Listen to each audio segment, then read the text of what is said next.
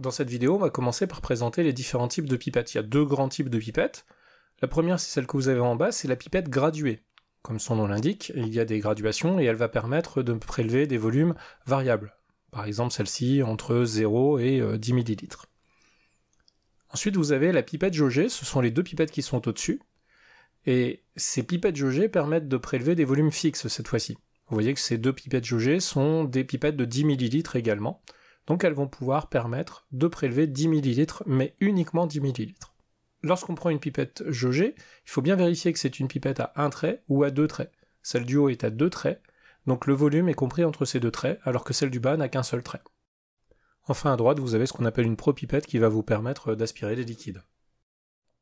Pour assurer un prélèvement correct, on va commencer par rincer la pipette à l'eau distillée. Même si elle a l'air propre, on ne sait pas ce qu'il y a eu avant, s'il y a eu de l'eau ou autre chose, une solution incolore. Bref, on la rince et on n'oublie pas de rincer également l'extrémité.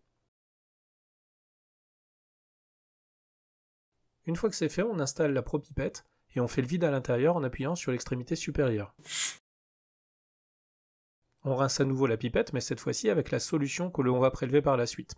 Ça permet d'être sûr d'éliminer quelques ions éventuels qui pourraient rester et qui pourraient réagir avec la solution. Il faut bien faire attention à ne pas mettre de solution à l'intérieur de la propipette.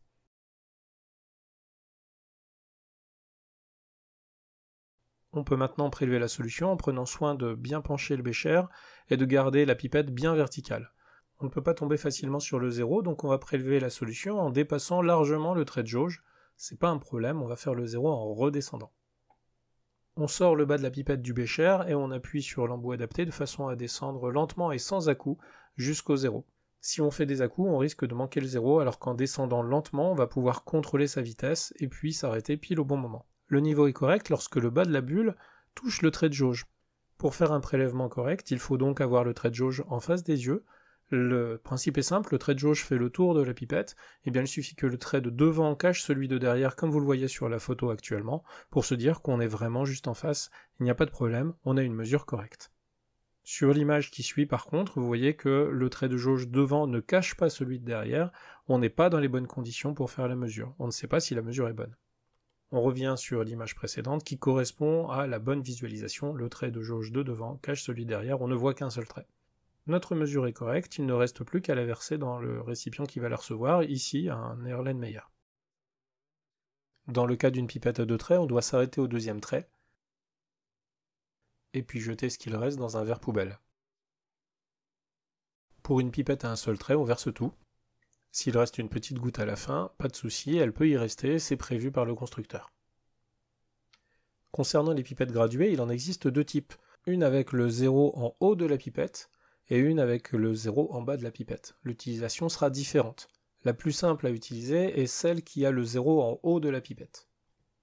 Pour l'utiliser, il suffit de faire le remplissage comme vu précédemment. On part de 0, donc si on veut mettre par exemple 2 ml, il suffit de laisser couler jusqu'à 2 ml, en pensant toujours à avoir la graduation bien en face de l'œil.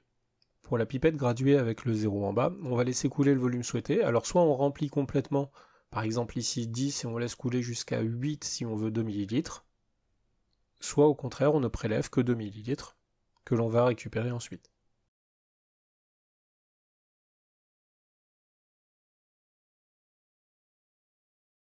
Voilà, maintenant que vous savez prélever un volume avec une pipette jaugée ou avec une pipette graduée, il ne vous reste plus qu'à pratiquer. Bon courage!